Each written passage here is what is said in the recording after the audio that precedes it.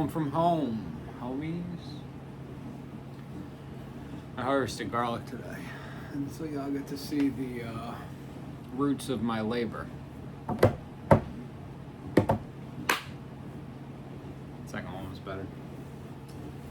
Alright, Father Yahweh, you know what to do. Give me the word so I don't lead anybody astray. Because that's the worst thing that can happen here. And bless me in saying your words. And bless the people in listening. And let's get this party started.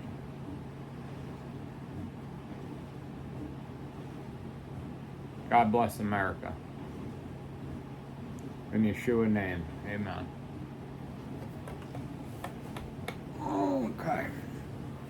If you have not yet donated to a relationship with the Creator, link in the description.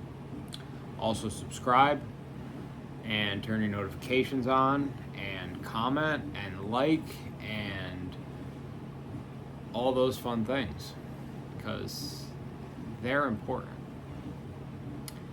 And interaction is important. One of the greatest lessons in this book is community, and even though we're probably miles away from each other, there's still fellowship done online through the internet, even though it's used oftentimes for warfare. It doesn't have to be. We can decide that, and we can decide against it. And so we shall do that, and love one another, and think out loud in the comments. Questions and concerns. Prayer requests, praises to Yahweh. Praise Yahweh. And it came to be, while Apollos was at Corinth, that Shaul, having passed through the upper parts, came to Ephesus, and having found some taught ones, he said to them, "Did you receive the set-apart spirit when you believed?" And they said to him, "No, we have not even heard that there is a set-apart spirit." And he said to them, "Into what then were you immersed?" And they said, "Into Yohanan's immersion." And Shaul said, "Yohanan indeed immersed with an immersion of repentance, saying to the people that they should believe in the one who is coming after him, that is, in Messiah Yeshua." And when they heard this, they were immersed into the name of the Master Yeshua. And when Shaul had laid hands on them, the set-apart spirit came upon them, and they were speaking in tongues and prophesying. And all the men were about 12. Having gone into the congregation, he spoke boldly for 3 months, reasoning and persuading concerning the reign of Elohim.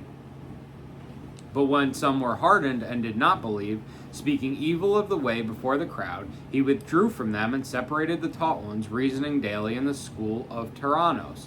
And this took place for 2 years, so that all who dwelt in Asia heard the word of the Master Yeshua, both Yehudim and Greeks. And Elohim worked unusual miracles through the hands of Shaul, so that even handkerchiefs or apron were brought from his body to the sick, and the diseases left them, and the wicked spirits went out of them. But certain roving Yehudi exorcists took it upon themselves to call the name of the Master Yeshua over those who had wicked spirits, saying, "We exorcise you by Yeshua, whom Shaul proclaims." And there were 7 sons of a certain Sikhiua, a Yehudi chief priest, who were doing this. And the wicked spirit answering said, "Yeshua I know, and Shaul I know, but who are you?" And the man in whom the wicked spirit was leapt on them, overpowered them, and prevailed against them, so that they fled out of that house and naked and wounded. And this became known to all, both Yehudim and Greeks, dwelling in Ephesus.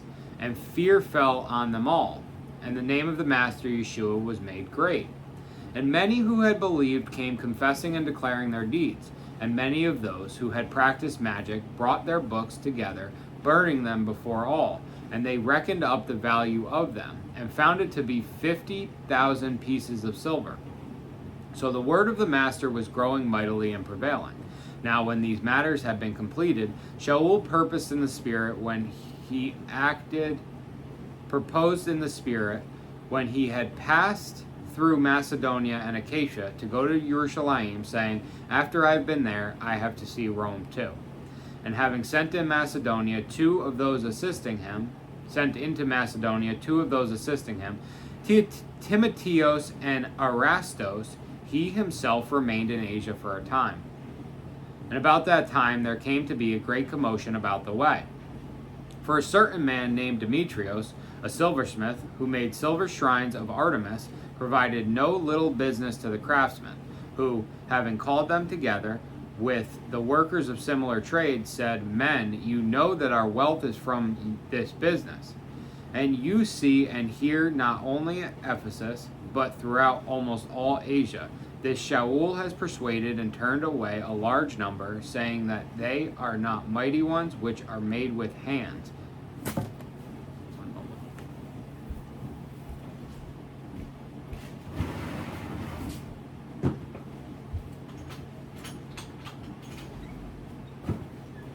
Go.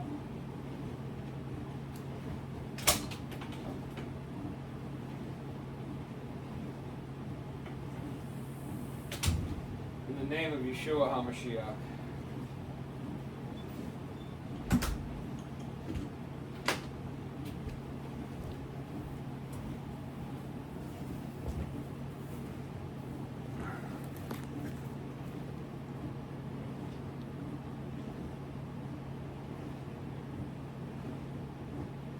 And you see and hear that not only at Ephesus, but throughout almost all Asia, this Shaul has persuaded and turned away a large number, saying that they are not mighty ones which are made with hands. And not only is this trade of ours in danger of coming to rejection, but also that the temple of the great female mighty one, Artemis, whom all Asia and the world worship, shall be regarded as worthless and her greatness diminished. And having heard this, they were filled with rage and cried out, saying, Great is Artemis of the Ephesians. And the entire city was filled with confusion. And they rushed with one mind into the theater, having seized Gaius and Aristarchus, Macedonians, Shaul fellow travelers. And Shaul, intending to go in among the mob, the taught ones did not allow him. And some of the officials of Asia, being his friends, sent to him, begging him not to risk himself into the theater. Then others indeed shouted this, and others that, for the assembly was confused, and most of them did not know why they had come together. And some of the crowd instructed Alexander, the Yehudim, putting him forward. And Alexander motioned with his hand, and wished to make his defense to the people. But having recognized that he was a Yehudi, all with one voice cried out for about 2 hours, Great is Artemis of the Ephesians.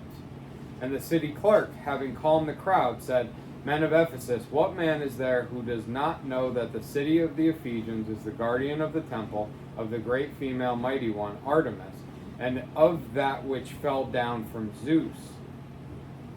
Therefore, if these matters are undeniable, you need to be calm, and do not act rashly. For you have brought these men here, who are neither temple robbers nor speaking evil of your female mighty one. If truly then Demetrios and his fellow craftsmen have a case against anyone, the courts are open and there are proconsuls. Let them accuse one another. And if you have any further complaint, it shall be settled in the regular assembly. For we are in danger of being accused of riot concerning today, there being no reason which we could give to account for this disorderly gathering. And having said this, he dismissed the assembly. Let's start a riot! Let's start a riot! I went to a church one time, and this guy had a shirt on that said, all my role models went to prison. And it was like Jesus, Shaul, James, Peter, like, it was a cool shirt. I want to go back to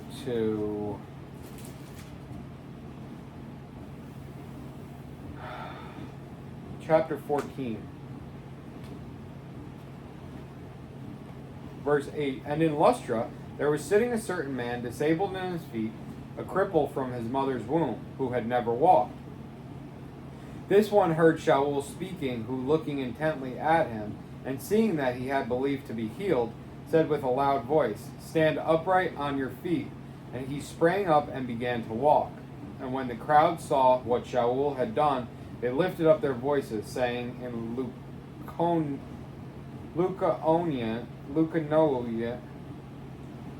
Lucanian, "The mighty ones have become like men and come down to us." And they called Barnabas Zeus and Shaul Hermes, since he was the chief speaker. And the priest of Zeus, being in front of their city, brought oxen and wreaths to the gates and wished to offer with the crowds. And when the emissaries Barnabas and Shaul heard this, they tore their garments and ran in among the crowd, crying out and saying, "Men, why are you doing this?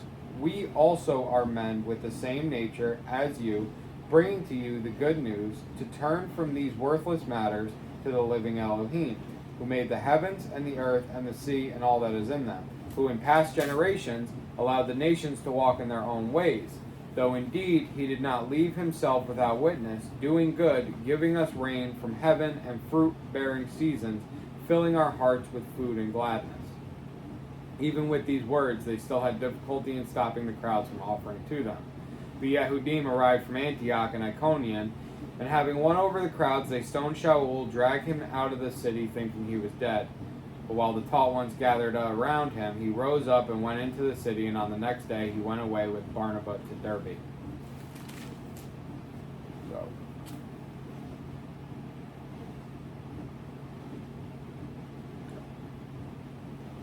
And it came to be, while Apollos was at Corinth, that Shaul... Did we meet Apollos already? I thought we did. Might be thinking of someone else, though.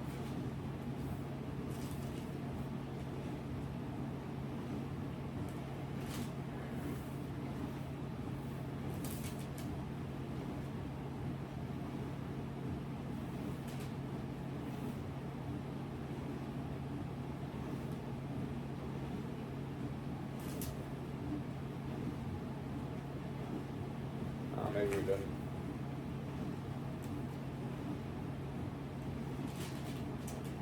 Who was the guy in the last chapter? Oculus, not Apollos. Okay.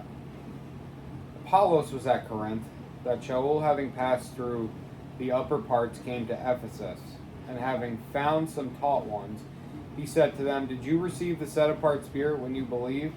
And they said to him, "No, we have not even heard that there is a set-apart Spirit." So there's a thing going on here about sometimes they have to be, sometimes they're immersed and don't get the Spirit.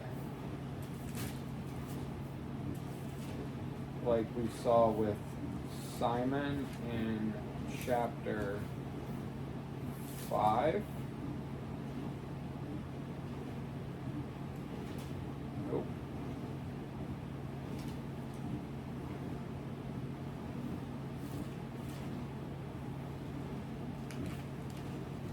Chapter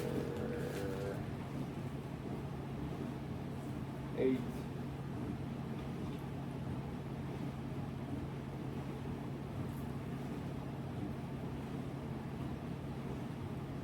And chapter 8:14. And when the emissaries who were at Jerusalem heard that Shomeron had received the word of Elohim, they sent Kepha and Yohanan to them, who, when they had come down, prayed for them to receive the set-apart Spirit.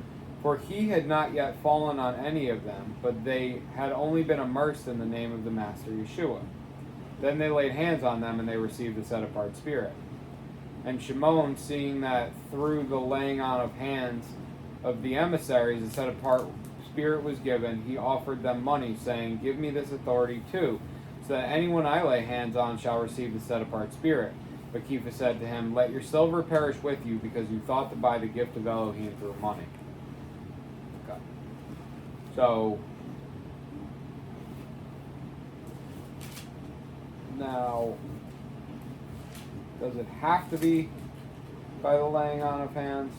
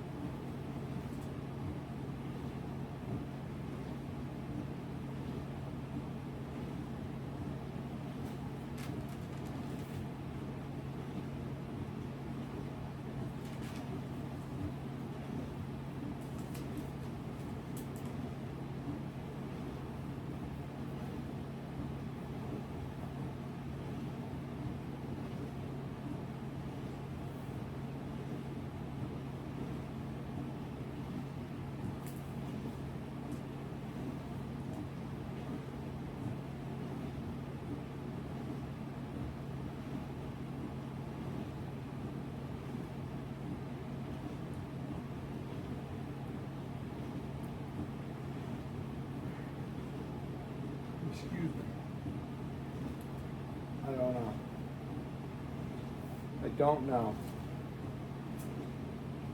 Is it the immersion or the hands?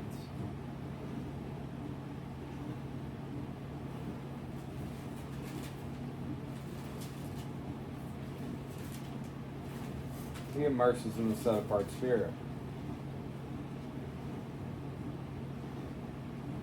John 1:26, Yohanan answered them, saying, I immerse in water, but in your midst stands one whom you do not know, the one coming after me, who has become before me, whose sandal strap I am not worthy to loosen. This took place in Bethania beyond the Jordan, where Yohanan was immersing. On the next day, Yohanan saw Yeshua coming toward him, and said, See the Lamb of Elohim, who takes away the sin of the world. This is he of whom I said, After me comes a man, who has come before me, who has become before me, for he was before me. And I did not know him, but that he might be revealed to Israel. Therefore I came immersing in water. Yohanan bore witness, saying, I have seen the Spirit coming down from heaven like a dove and remain on him. And I did not know him, but he who sent me to immerse in water said to me, Upon whom you see the Spirit coming down and remaining on him, this is he who immerses in the set-apart Spirit. And I have seen and witnessed that this is the Son of Elohim. And again, the following day, Yohanan was standing with two of his taught ones, and looking at Yeshua, walking, he said, See the Lamb of Elohim. And the two taught ones heard him speaking, and they followed Yeshua. And Yeshua, turning and seeing them following, said to them, What do you seek? And they said to him, Rabbi, which means teacher, where are you staying? He said to them, Come and see. They went and saw where he was staying and remained with him that day. Now it was about the 10th hour. Andrew, the brother of Shimon Kepha, was one of the two who heard from Yohanan and followed him. First he found his brother Shimon and said to him, We have found the Messiah, which means anointed.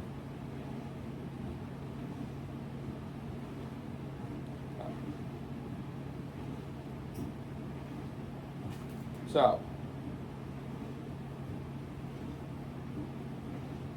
I can see spirits everywhere right now, and I rebuke all of them in the name of Yeshua HaMashiach.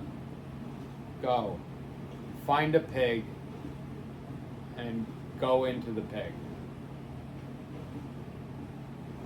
Find a swine, and go into the swine. And then go into the sea.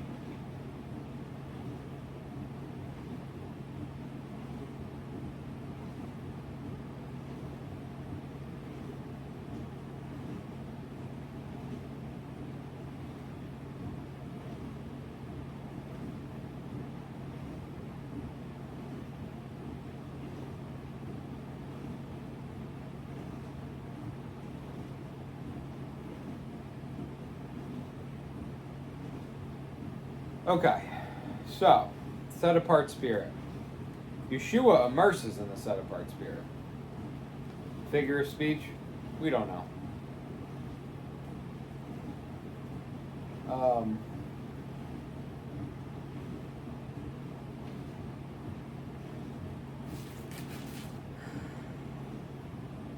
Praise Elohim.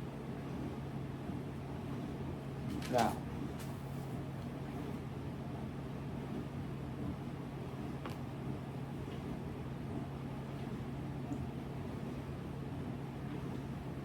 and Shaul said, Yohanan indeed immersed with an immersion of repentance, saying to the people that they should believe in the one who is coming after him, that is, in Messiah Yeshua. And when they heard this, they were immersed in the name of the Master Yeshua. Okay. And when Shaul had laid hands on them, the set-apart spirit came upon them, and they were speaking in tongues and prophesying. I have a girl in Arizona who has been discussing tongues with me recently, and she's been lied to by Pentecostals that you don't have the Holy Spirit unless you speak in tongues. Now this verse seems to imply that. I've also been told by people that unless you have the hands of those who have the set-apart spirit laid on you, you can't be immersed and you can't receive the set-apart Spirit. And so unless you have been baptized by them in their group, then you don't actually have the set-apart Spirit. I'm like, that's cute. That's wrong.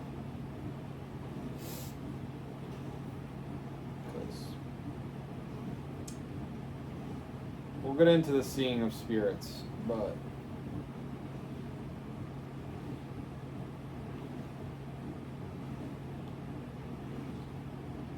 the set-apart Spirit is very unique. Look for Yeshua. Look for Yeshua. And prophesying. And we've done some talk about tongues from Acts 2, which is one element of it. It's a chapter in Corinthians about it.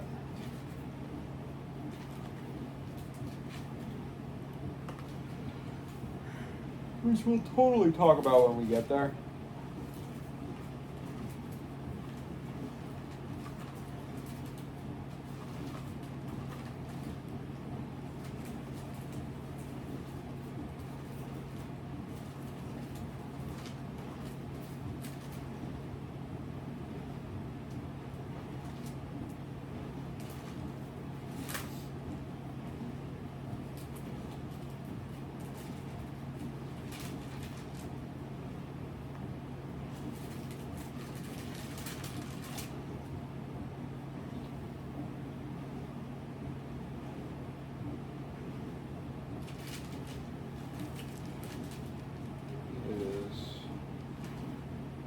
This is why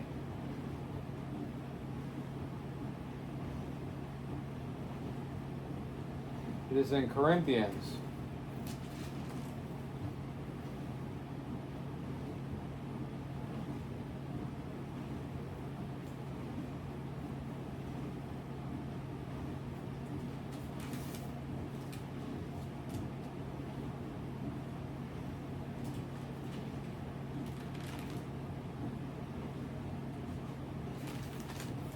I clearly have no idea where in Corinthians, but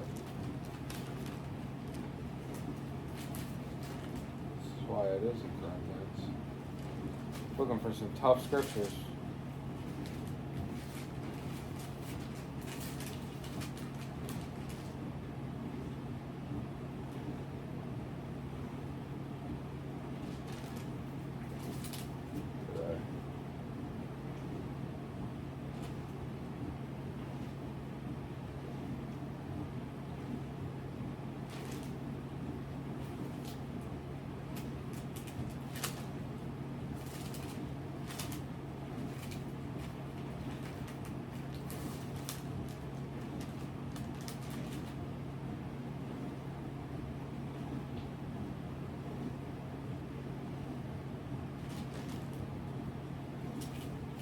And like, it only bothers me. No, it doesn't bother me. I'm just gonna have to look it up.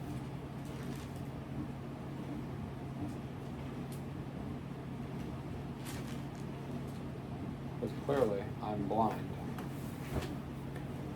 So let's see. So shall we see. Tongo. James. Nope. All books.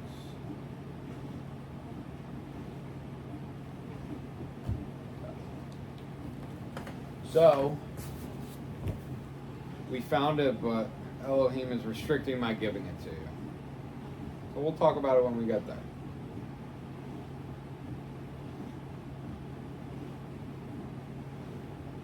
Never mind. 1 Corinthians 14.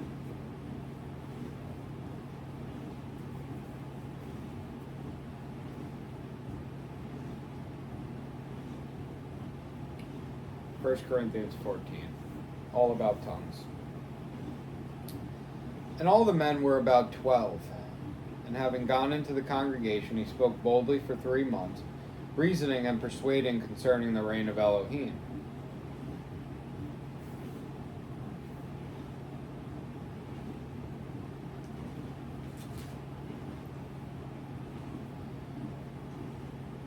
But when some were hardened and did not believe, speaking evil of the way before the crowd, he withdrew from them and separated the taught ones, reasoning daily in the school of Tyrannos.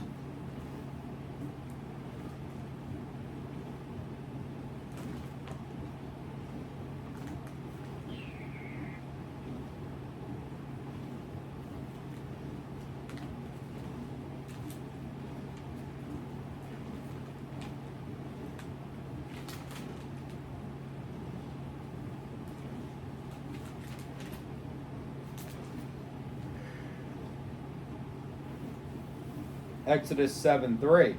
But I am going to harden the heart of Pharaoh and shall increase my signs and my wonders in the land of Mitzrayim.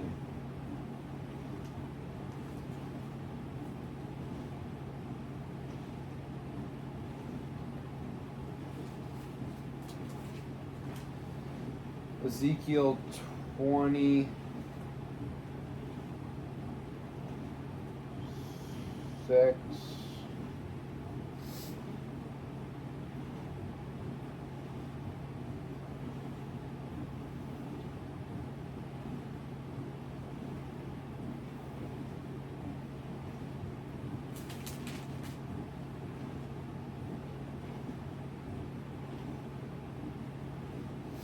Not Ezekiel 26.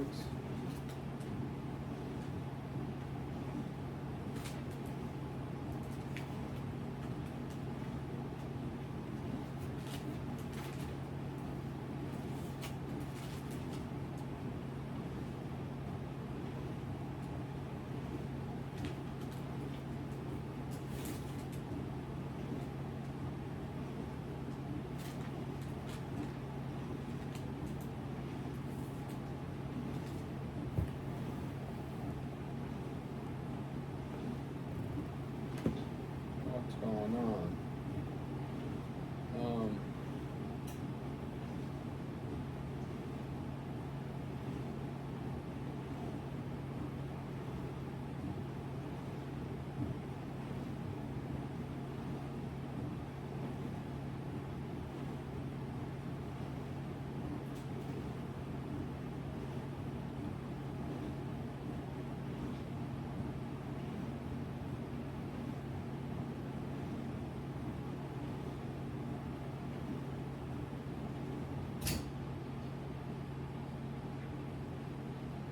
Ezekiel 36:26. I am slightly off right now.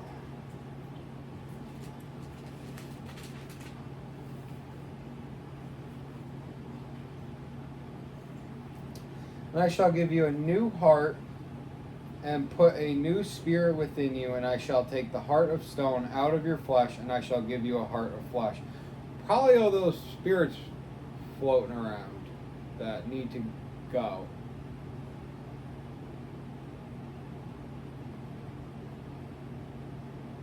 They're literally like in my heart right now. Like I can feel them, and I don't know how they've weaseled their way in, because my house is usually pretty clean, and they are like, it just looks like there's a freaking army in here, like a raid, and it's like, I don't know if they're waiting to attack me, but yeah, can I get some angels down here to fight these guys, please?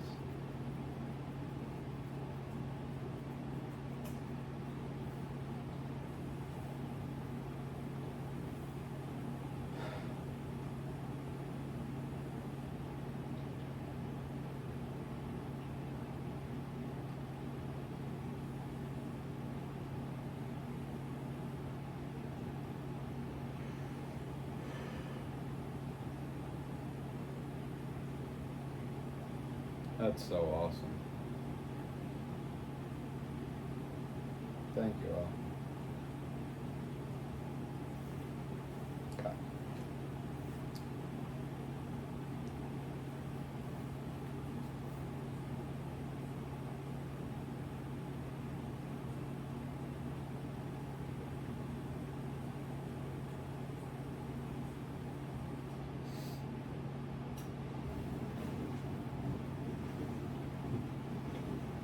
But when some were hardened and did not believe, speaking evil of the way before the crowd, he withdrew from them and separated the taught ones, reasoning daily in the school of Tyrannos.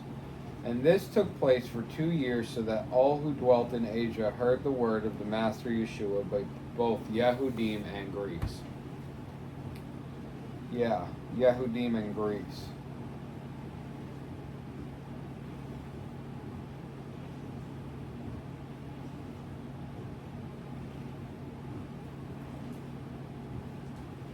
Coming together in one place with one mind. And Elohim worked unusual miracles through the hands of Shaul. Unusual miracles, which I think is kind of cool, because a lot of this is like, and they healed a disabled man, and they healed the blind, which is cool, but like, they are also very,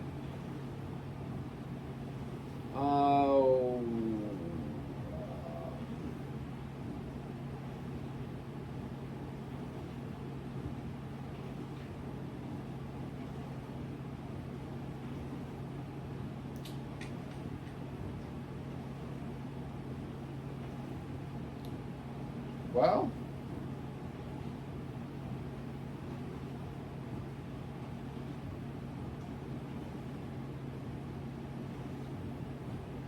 Elohim worked unusual miracles through the hands of Shaul, as opposed to the standard ones, which, and I guess I want to say,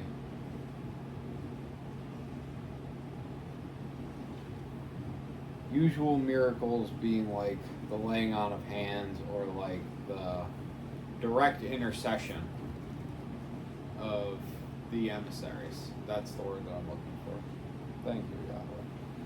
So that even handkerchiefs or aprons were brought from his body to the sick, and the diseases left them, and the wicked spirits went out of them. So, like, I mean, people are healed by Peter's shadow in Acts 3, and, or not Acts 3, Acts 12.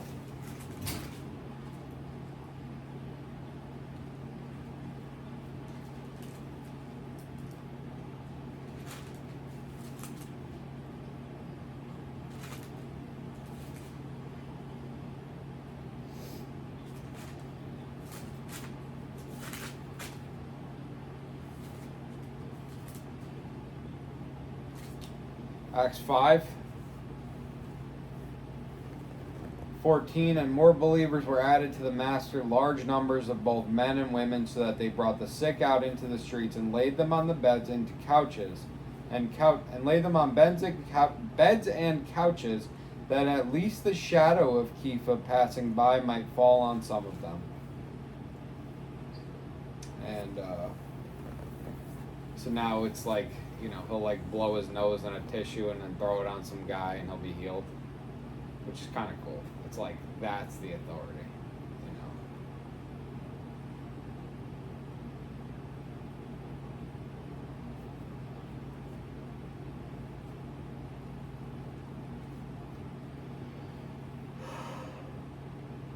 you know. Okay. Now, but certain roving Yehudi exorcists took it upon themselves to call the name of the Master Yeshua over those who had wicked spirits, saying, "We exorcise you by Yeshua whom Shaul proclaims." These guys were not authorized to do this. It is, however, interesting that they were roving exorcists. So they were exorcists, but they just were not casting out this kind of demon. It doesn't say what kind of demon this is. And there were 7 sons of a certain Sekiyua, a Yehudi chief priest, who were doing this. And the wicked spirit answering said, "Yeshua I know, and Shaul I know, but who are you?" So, 7 sons of a Yehudi priest go out and they're trying to exorcise demons, which should be great, in the name of Yeshua Messiah, but the problem is that they haven't confessed the name of Yeshua as Messiah. I had a Jew today tell me that Donald Trump was the Messiah.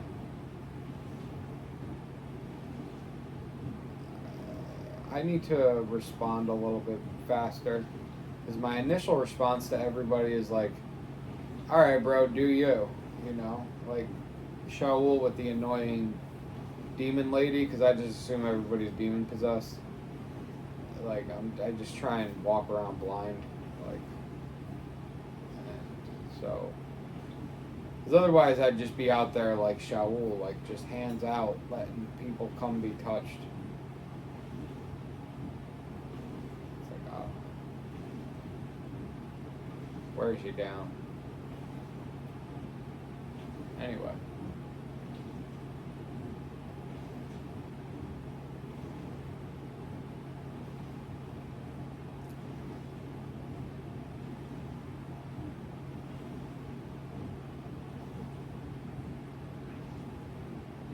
Alright, so I was just editing the video together for Acts 19, and throughout the beginning of the video, I was talking about how there'd been unclean spirits everywhere, which I rebuke in the name of Yeshua HaMashiach. And they work in different ways. Demons work in different ways. And in where we pick up in the second clip, we're in Acts 14:19 with the exorcists, or Acts 19:13 with the exorcists and the rebuking of wicked spirits and the overtaking of them. And I fell straight asleep going into that verse. We finished with the unusual miracles of Shaul in verse 11 and 12, and then going into the proclamation of unclean spirits, I fell asleep. And so I just want you guys to know, watching this, that spirits are real, and they don't all manifest as making you break chains and run around naked. They can literally just silence you, slowly and quietly. Brief cutaway. We're back. Praise Yahweh. Let's do a quick prayer. Father Yahweh, give me the words of your spirit, and let this be your teaching. In Yeshua's name. Amen. Okay, so we are at verse 13. But a certain roving Yehudi exorcists took it upon themselves to call the name of the Master Yeshua over those who had wicked spirits, saying, we exorcise you by Yeshua, whom Shaul proclaims. And there were 7 sons of a certain Sekiyah, a Yehudi chief priest, who were doing this. And the wicked spirit answering said, Yeshua I know, and Shaul I know, but who are you? And the man in whom the wicked spirit was leaped on them, overpowered them, and prevailed against them, so that they fled out of that house naked and wounded. And this became known to all, both Yehudim and Greeks dwelling in Ephesus, and fear fell on them, and the name of the Master Yeshua was made great. So there's some Jews going around exorcising people, which is, to me, interesting, because you don't really hear too much about exorcisms. You know,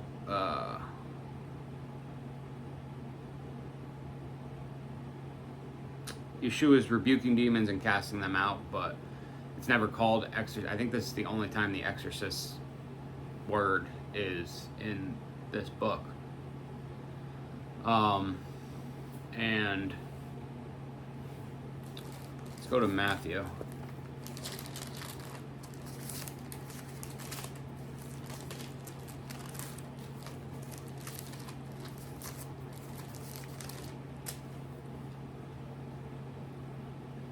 7:21,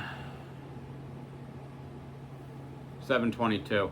Many shall say to me in that day, Master, Master, have we not prophesied in your name, and cast out demons in your name, and done many mighty works in your name?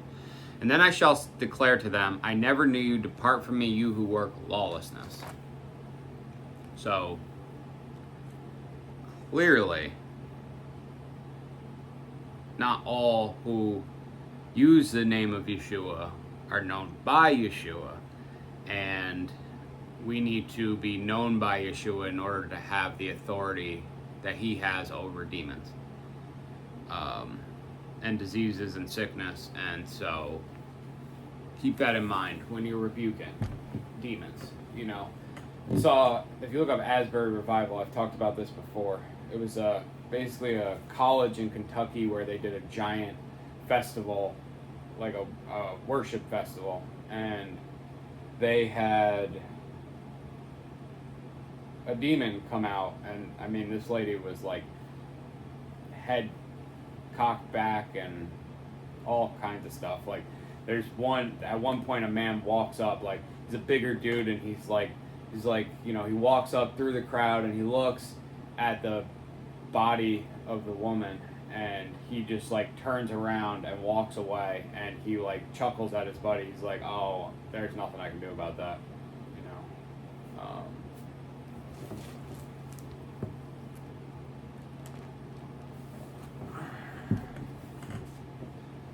Got somebody asking me to work on Shabbat. My boy, I can't work on Shabbat. It's Shabbat. Sunny.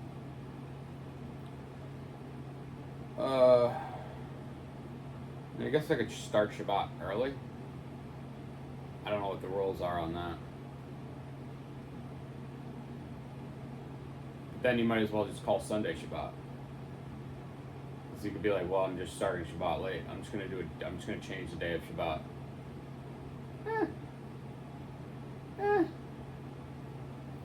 I don't know. And these Yehudi kept Shabbat.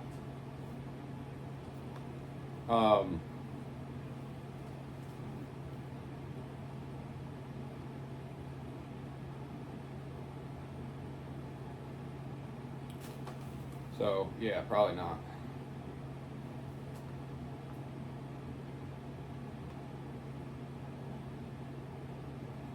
And the man in whom the wicked spirit was leaped on them, overpowered them, and prevailed against them, so that they fled out of that house naked and wounded. Embarrassed the shit out of them, which is kind of funny. That's how this demon manifested, was that they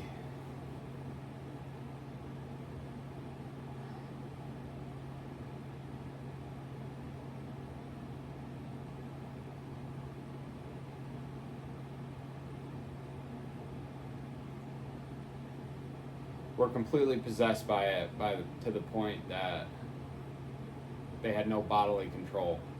And I mean, you know, like, because we're spirits in the flesh, and so if another spirit overtakes you entirely, then that spirit will just overtake your flesh. It says it overpowered them because they had no power, no authority in the name of Yeshua HaMashiach. And this became known to all, both Yehudim and Greeks dwelling in Ephesus, and fear fell on them all, and the name of the Master was made great. As opposed to, if we look at Acts 16, 18, and she was doing this for many days, but Shaul, greatly annoyed, turned and said to the spirit, I command you in the name of Yeshua Messiah to come out of her. And it came out at that same hour. So, how many other times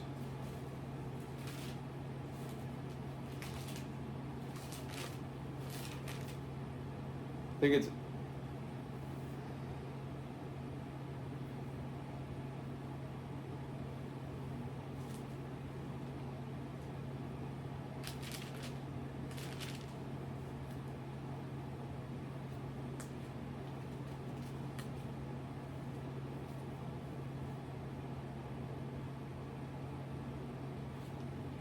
Where is it?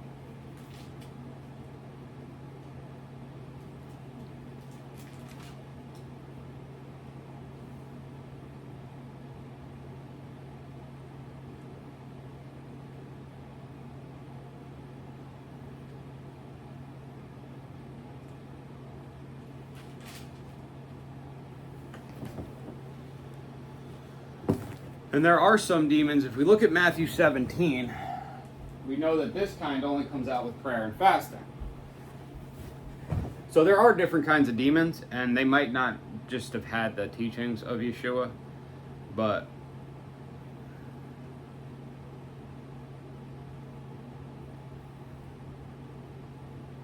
if we go to Mark 5.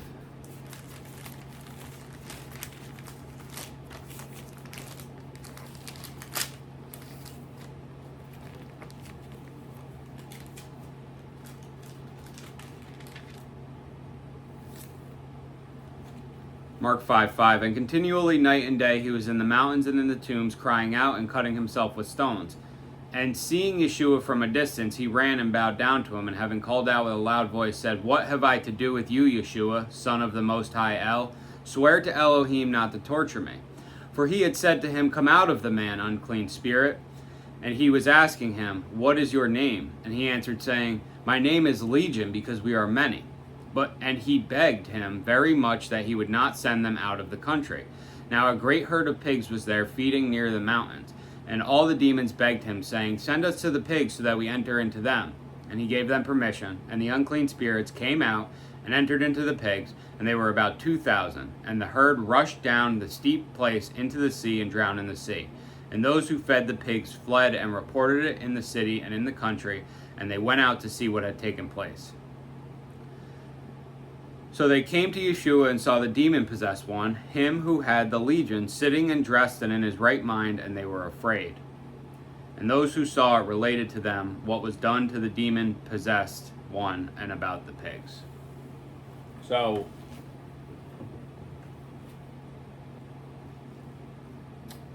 this is a man who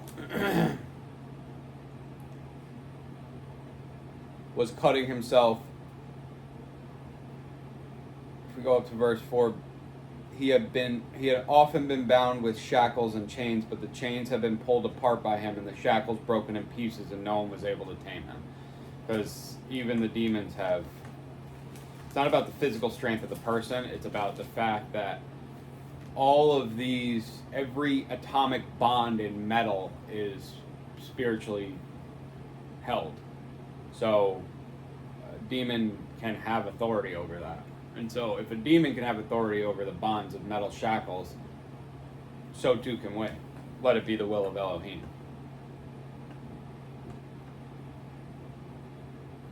And many who had believed came confessing and declaring their deeds. And many of those who had practiced magic brought their books together, burning them before all, and they reckoned up the value of them and found it to be 50,000 pieces of silver.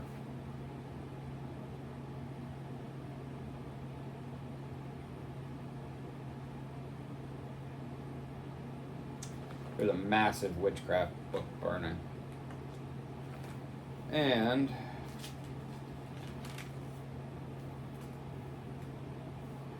we know from Exodus 22:18, do not allow a practicer of witchcraft to live.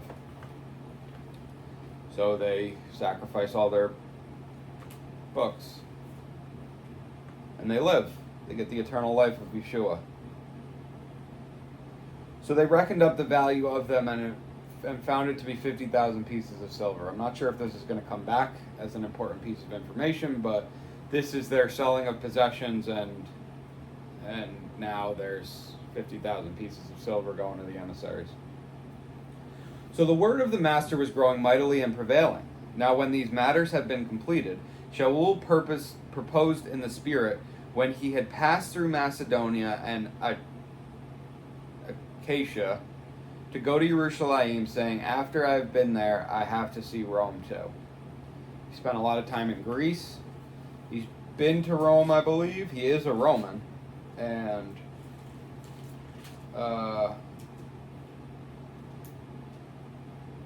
but now he's committing to going to Rome.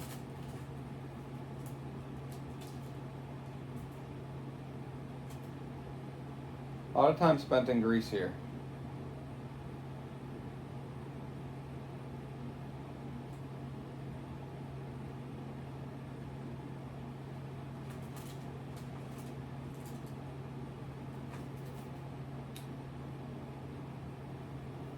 And having sent into Macedonia two of those assisting him, Timotheus and Erastus, he himself remained in Asia for a time.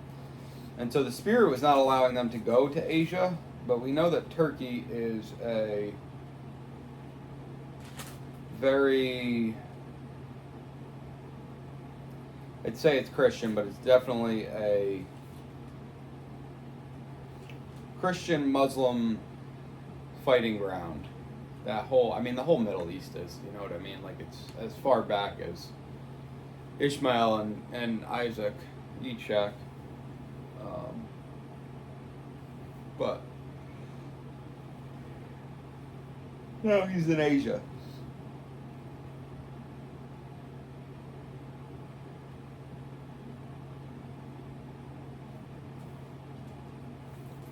And about that time there came to be a great commotion about the way.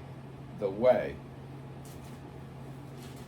We're going to get to another explanation of the way, but if we go to John 14:6, Yeshua said to him, I am the way and the truth and the life. No one comes to the Father except through me.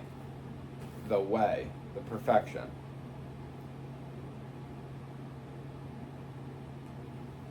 For a certain man,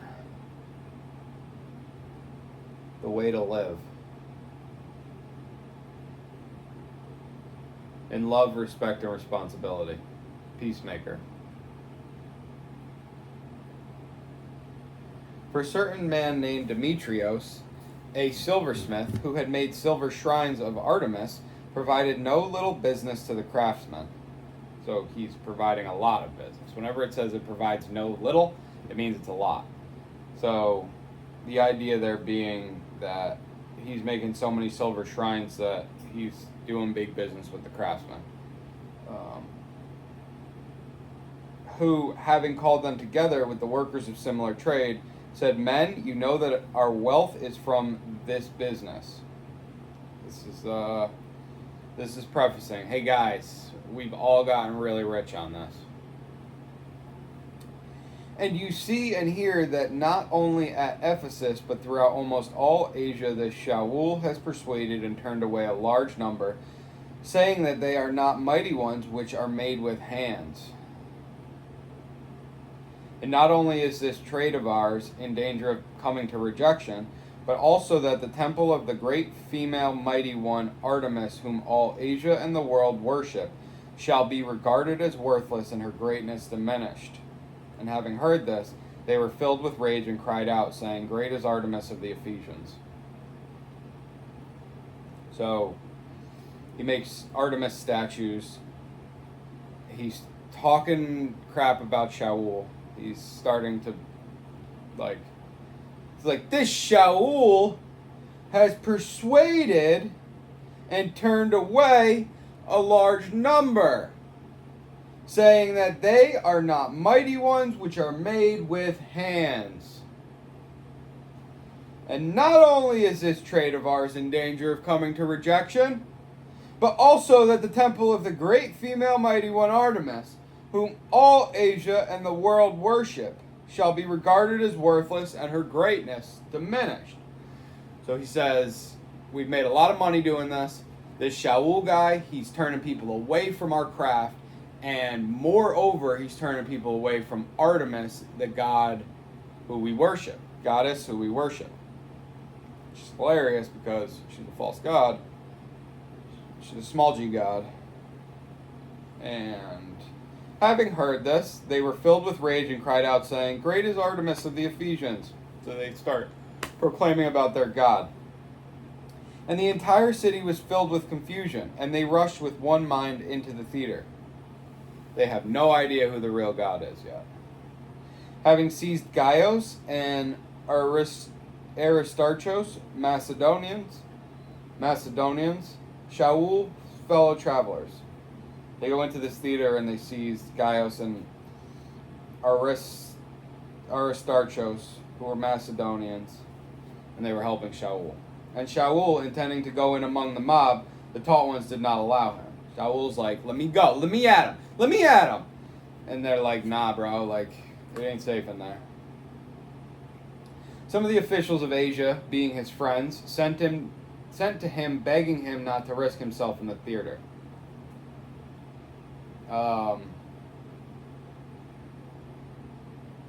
He's in Asia. They're in Macedonia. This is in Ephesus. So we've got 3 locations here. Where's my their book? I'm trying to see where all these locales be.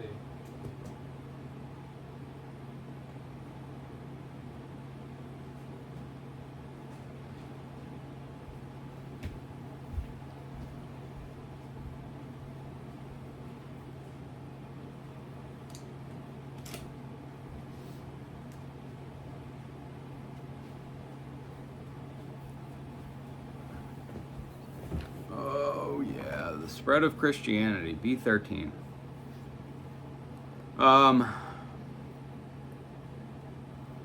Alright, Macedonia is north of Greece. Asia. Ephesus is in Asia.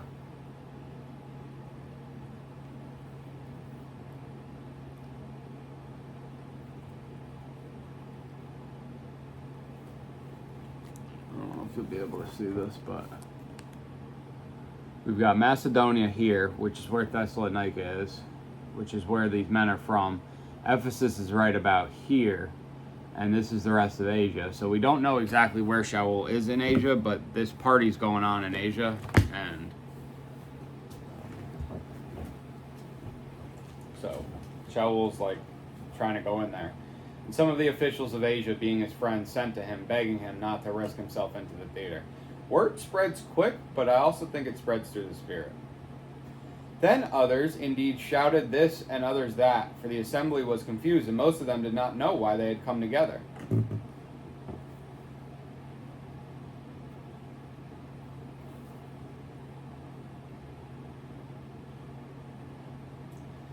So the entire city of Ephesus is filled with confusion, and they just start killing, or trying to kill Gaius and Aristarchus, and now then they look and they're like, "Wait, what are we doing? Why are we doing this?"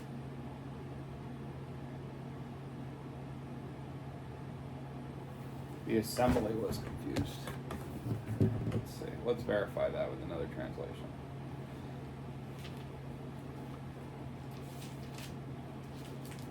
Really want to know the who's who of what's what.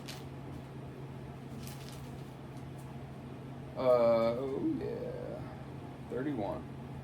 Even some of the commissioners of festivals and games who were friendly to him sent word to him, pleading with him not to risk going into the theater. Some were, in fact, crying out one thing and others something else, for the assembly was in confusion, and the majority of them did not know the reason why they had come together.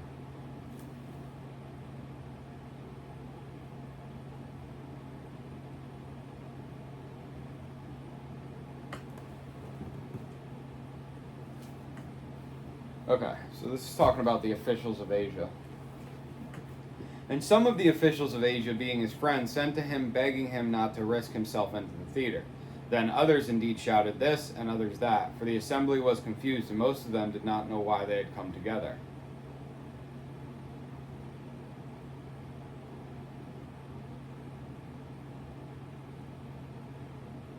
They do not know why they had come together.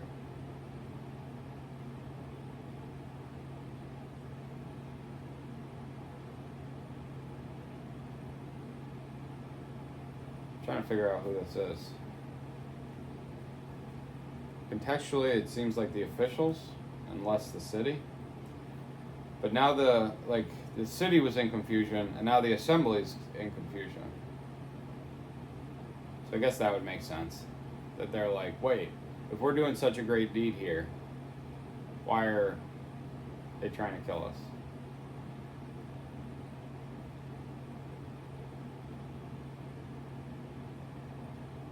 Yeah. And some of the crowd instructed Alexander, the Yehudim, putting him forward. And Alexander motioned with his hand and wished to make his defense to the people. Stop, stop!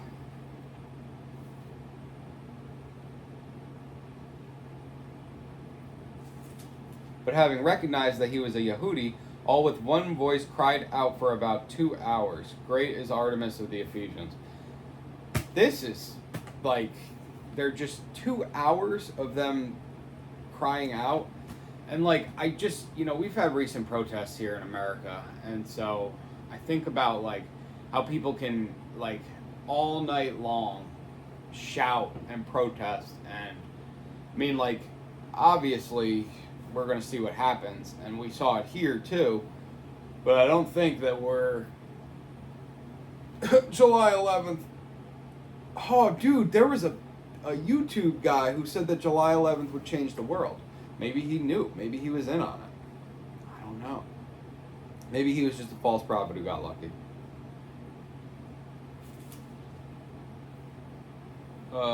But yeah, we'll see what happens. Was it the 11th? No, it was the 12th. He was wrong. Alright. So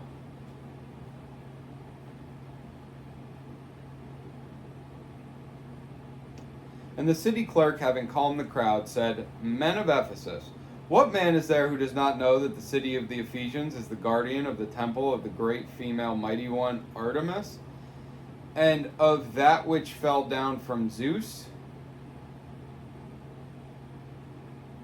Therefore, if these matters are undeniable, you need to be calm and do not act rashly." He's basically saying, like, if we have the God, there's nothing to worry about. And that's kind of like Yeshua's disposition too, is that like, if we have the God, there's nothing to worry about. David has that, and so that really is the way that it works, is that like, all right, you want to do it? We see Elijah definitely, that works for Elijah.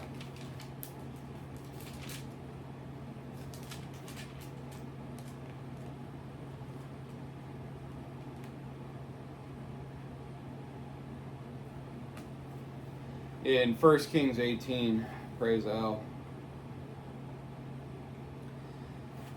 Verse 17, and it came to be when Ahab saw Eliyahu, that Ahab said to him, "Is that you, O disturber of Israel?" And he answered, "I have not disturbed Israel, but you and your father's house, in that you have forsaken the commands of Yahuwah, and you have followed the Baals.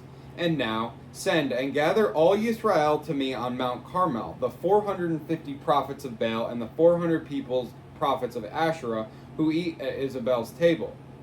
Ahab then sent for all the children of Israel and gathered the prophets on Mount Carmel. And Eliyahu came to all the people and said, "How long would you keep hopping between two opinions? If Yahuwah is Elohim, follow him, and if Baal, follow him." But the people answered him not a word. And Eliyahu said to the people, "I alone am left a prophet for Yahuwah, but the prophets of Baal are 450 men." Now let them give us 2 bulls, and let them choose 1 bull for themselves, and cut it in pieces, and lay it on the wood, but set no fire. And I prepare the other bull, and shall lay it on the wood, but set no fire. And you shall call on the name of your mighty one, and I call on the name of YHWH. And the Elohim who answers by fire, he is Elohim. So all the people answered and said, the word is good. And Eliyahu said to the prophets of Baal, choose 1 bull for yourselves, and prepare it first, for you are many. And call on the name of your mighty one, but set no fire. So they took the bull which was given them, and prepared it, and called on the name of Baal from morning even until noon, saying, O Baal, answer us. But there was no voice, and no one answered. And they leaped about the slaughter place which they had made.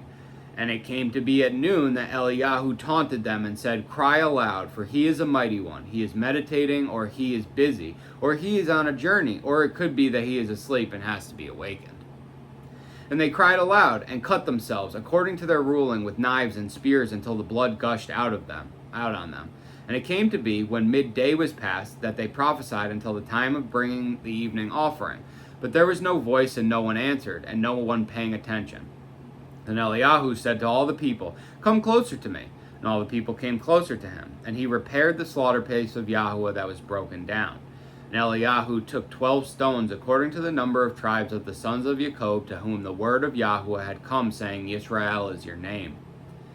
And with the stones built a slaughter place in the name of YHWH. And he made a trench around the slaughter place large enough to hold 2 seahs of seed. And he arranged the wood, and cut the bull in pieces, and laid it on the wood, and said, fill 4 jars with water, and pour it on the ascending offering and on the wood. Then he said, do it a second time, and they did it a second time. And he said, do it a third time, and they did it a third time. And the water flowed around the slaughter place, and he filled the trench with water too.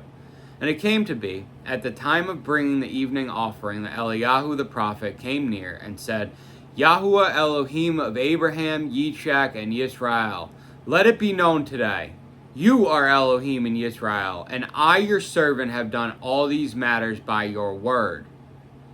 Answer me, O YHWH, answer me, and let this people know that you are YHWH Elohim, and you shall turn their hearts back to you again. Then the fire of YHWH fell and consumed the ascending offering, and the wood, and the stones, and the dust, and it licked up the water that was in the trench. And all the people saw and fell on their faces and said, YHWH, he is the Elohim. YHWH, he is the Elohim. And Eliyahu said to them, seize the prophets of Baal, do not let one of them escape. So they seized them, and Eliyahu brought them down to the Wadi Kishon and slew them there. And Eliyahu said to Ahab, go up, eat and drink, because of the sound of the noise of the rain. And Ahab went up to eat and drink, and Eliyahu went up to the top of Carmel, and he bowed down on the ground and put his face between his knees and said to his servants, go up, please look closely toward the sea. So he went up and looked closely and said, not a speck. And 7 times he said, go again. And it came to be the 7th time that he said, see, a little cloud as small as a man's hand is coming out of the sea.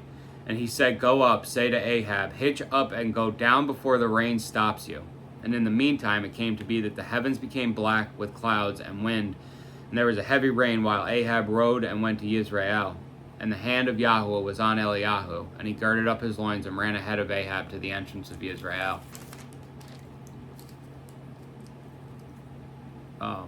That last part there is because there's a scarcity of food in the land. Famine, prepare food. I don't know. I don't know. I thought that we were kind of beyond the whole possibility of riots thing in America right now. And apparently they're trying to set this off. So, I don't know. There's a lot of communications going on, and I don't know. It's kind of weird because they need the internet to do what they're going to do, but unless, I don't know, maybe they just would get rid of Twitter entirely, off the internet. They just ban Twitter from the internet. But it seems like there's a viable amount of communications. Twitter, Rumble, even YouTube is not as bad as people make it out to be. As opposed to Google, where it's you're going to generate the same 5 websites. If you Google a medical thing, it's 5 websites. If you Google news, it's 5 websites, and then it just regurgitates them, and there's AI at the top. But I'm sure we'll get there with YouTube at some point. And the whole point of that was that you could put any mighty one against Yahweh, and Yah will win all day. For his name is glorious, and the victory is his. And the city clerk, having calmed the crowd, said, Men of Ephesus, what man is there who does not know that the city of the Ephesians is the guardian of the temple, of the great female mighty one Artemis, and of that which fell down from Zeus? Blah, blah, blah, blah, blah. Therefore, if these matters are undeniable, you need to be calm and do not act rashly. And shout out this man, though, because he is making peace. He really is trying to do well. And the other one that I'm going to bring you to is Gamaliel in Acts 5:34. But a certain one in the council stood up, a Pharisee named Gamaliel, a teacher of the Torah, respected by all the people, and ordered them to put the emissaries out for a little while, and said to them, Men of Israel, take heed to yourselves what you intend to do to these men. For before these days, Toda rose up claiming to be somebody. A number of men, about 400, did join him. 400, huh?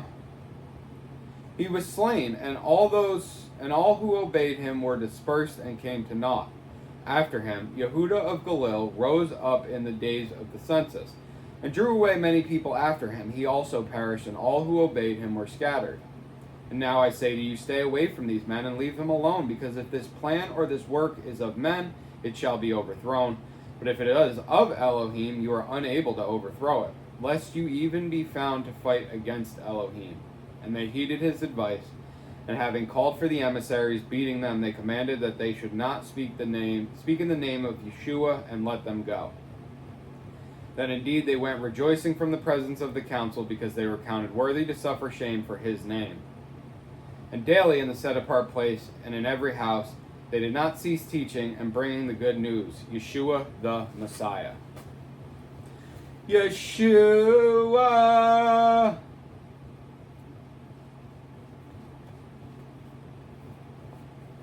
For you have brought these men here, who are neither temple robbers, nor speaking evil of your female mighty one. If truly then Demetrios and his fellow craftsmen have a case against anyone, the courts are open, and there are proconsuls. Let them accuse one another. And if you have any further complaint, it shall be settled in the regular assembly. For we are in danger of being accused of riot concerning today, there being no reason which we could give to account for this disorderly gathering. And going back to, now we have the assembly of, it shall be settled in the regular assembly. So there's different assemblies. We're not talking about the emissaries here. We're talking about the officials of Asia, different branches of government throughout Ephesus right now. And this guy's pretty cool, the city clerk. And he calls out Demetrios, and he's like, yeah, bro, like, take that up in court. Like, if they're fucking up your business, you deal with them. Don't stir up all these people.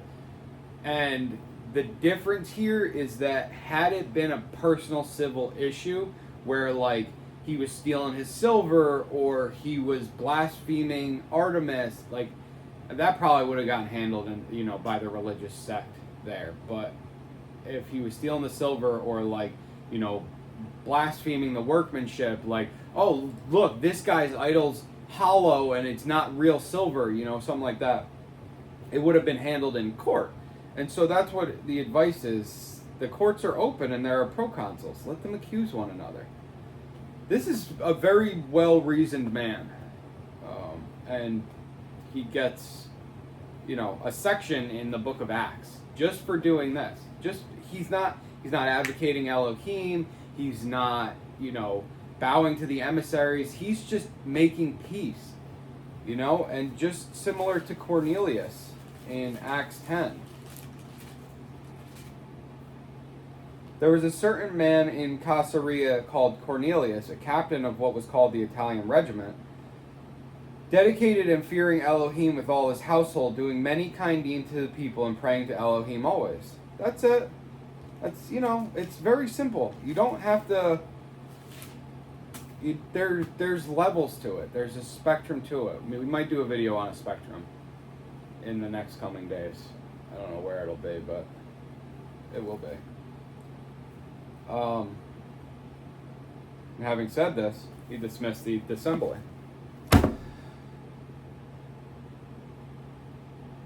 And having said this, hold on, let me rerun that.